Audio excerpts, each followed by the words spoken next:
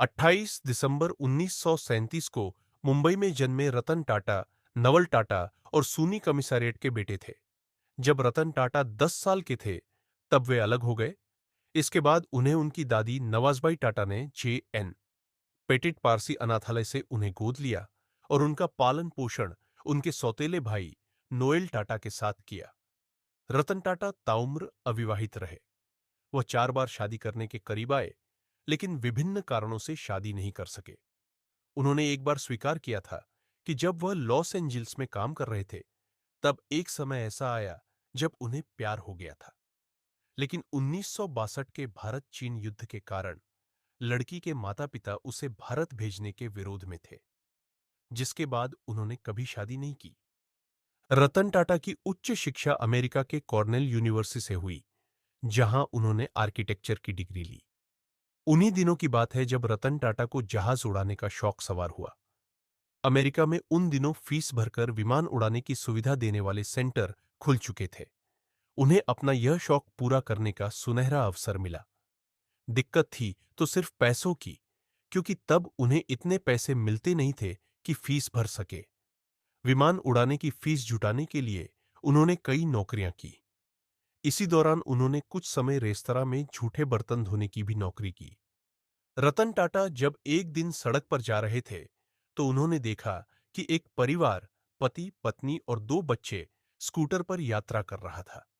बारिश के कारण वे भीग रहे थे और संतुलन बनाए रखना कठिन हो रहा था। यह दृश्य देखकर रतन टाटा के मन में एक विचार आया। ऐसी कार बनाई जाए जो हर भारतीय मिडिल क्लास परिवार के बजट में हो। यहीं से मार्च 2009 नैनो कार का सपना शुरू हुआ। बड़ी कार कंपनियों ने इस विचार को असंभव बताया, लेकिन रतन टाटा अपनी टीम के साथ डटे रहे। उन्होंने मात्र 1 लाख रुपये की लागत में दुनिया की पहली नैनो कार बनाई, सबसे सस्ती कार बना डाली। हालांकि यह कार व्यावसायिक रूप से बहुत सफल नहीं रही, लेकिन इससे यह साबित हो गया कि अगर सोच सच्ची हो, तो कोई भी सपना पूरा किया जा सकता है। 2000 के दशक में टाटा स्टील को खरीदने की कोशिशें चल रही थी, लेकिन कई अंतर्राष्ट्रीय कंपनियां इसे कमजोर समझकर टाटा ग्रुप को दबाव में डाल रही थी। उसी समय रतन टाटा ने कुछ ऐसा किया जिसने दुनिया को चौंका दिया। उन्होंने यूरोप की सबसे बड़ी स्टील कंपनी कोरस को खरीद लिया। यह टाटा ग्रुप के लिए एक बड़ा कदम था और इस सौदे के बाद टाटा ग्रुप वैश्विक स्तर पर उभर कर सामने आया।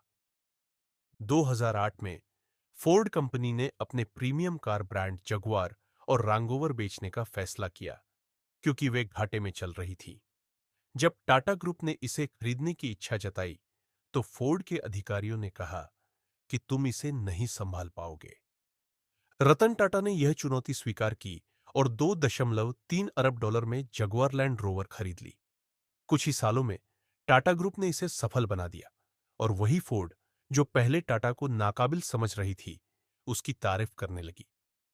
रतन टाटा 1962 में टाटा इंडस्ट्रीज में सहायक के रूप में टाटा ग्रुप में शामिल हुए थे। बाद में उसी वर्ष Tata engineering and locomotive company, जिसे अब टाटा मोटर्स कहा जाता है, के जमशेदपुर संयंत्र में 6 महीने की ट्रेनिंग ली। विभिन्न कंपनियों में सेवा देने के बाद उन्हें 1971 में national radio and electronics company का प्रभारी निदेशक नियुक्त किया गया। 1981 में उन्हें समूह की अन्य होल्डिंग कंपनी टाटा इंडस्ट्रीज का अध्यक्ष नियुक्त किया गया, जहां वे इसे समूह रणनीति थिंक टैंक और उच्च प्रौद्योगिकी व्यवसायों में नए उपक्रमों के प्रवर्तक में बदलने के लिए जिम्मेदार थे। वे पहला टाटा समूह के अध्यक्ष के रूप में 1991 से 2012 तक सेवा। दूसरी जैगुआर रेंज रोवर की खरीद 2008। तीसरा कोरस की खरीद 2007। चौथा टाटा स्टील की वैश्विक पहुंच बढ़ाना। पांचवी टाटा मोटर्स की सफलता। छठी टाटा कंसल्टेंसी सर्विसेज टीसीएस की वैश्विक पहुंच बढ़ाना। भारत सरकार ने रतन टाटा को देश के 2 सबसे बड़े सम्मान पद्म विभूषण और पद्म भूषण से सम्मानित किया था। ये सम्मान उन्हें राष्ट्र निर्माण में उनके अतुलनीय योगदान के लिए दिया गया था। इसके अलावा भी उन्हें कई पुरस्कारों से सम्मानित किया गया था। रतन टाटा को उनकी परोपकार और समाज सेवा के कार्यों के लिए व्यापक रूप से सराहा जाता है। उनके नेतृत्व में टाटा ट्रस्ट और टाटा फाउंडेशन ने शिक्षा, स्वास्थ्य, ग्रामीण विकास और तकनीकी नवाचारों के क्षेत्र में बड़ा योगदान दिया है। रतन टाटा का मानना है कि शिक्षा समाज के विकास की कुंजी है। उन्होंने देश भर में स्कूलों और कॉलेजों की स्थापना में योगदान दिया है। उन्होंने कई छात्रवृत्तियों की भी शुरुआत की, जिनसे लाखों छात्र लाभान्वित हुए हैं। टाटा ट्रस्ट्स ने कई स्वास्थ्य सेवाओं और अस्पतालों में निवेश किया है। उन्होंने कैंसर रिसर्च, एड्स के उपचार और ग्रामीण क्षेत्रों में स्वास्थ्य सेवाओं की पहुंच को बेहतर बनाने के लिए विशेष कार्य किए हैं। Tata institute of social sciences (TISS) और भारतीय विज्ञान संस्थान (IISc) जैसे प्रमुख शिक्षण संस्थानों को समर्थन दिया। रतन टाटा अपनी परोपकारिता के लिए भी जाने जाते हैं।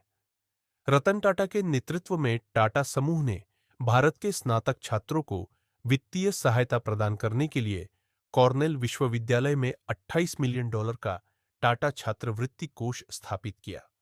2010 में टाटा समूह ने हार्वर्ड बिजनेस स्कूल (HBS) में एक कार्यकारी केंद्र बनाने के लिए $50 मिलियन का दान दिया, जहां उन्होंने स्नातक प्रशिक्षण प्राप्त किया, जिसे टाटा हॉल नाम दिया गया। 2014 में टाटा समूह ने IIT बॉम्बे को 95 करोड़ रुपए का दान दिया और सीमित संसाधनों वाले लोगों और समुदायों की आवश्यकताओं के अनुकूल डिजाइन और इंजीनियरिंग सिद्धांतों को विकसित करने के लिए Tata centre for technology and design (TCTD) का गठन किया। 9 अक्टूबर को भारत के मशहूर उद्योगपति रतन टाटा ने दुनिया को अलविदा कह दिया है। उम्र संबंधित परेशानियों की वजह से वो मुंबई के एक हॉस्पिटल में भर्ती थे, जहां उन्होंने आखिरी सांस ली। टाटा समूह का हिस्सा होते हुए उन्होंने समूह को नई बुलंदियों तक पहुंचाया था।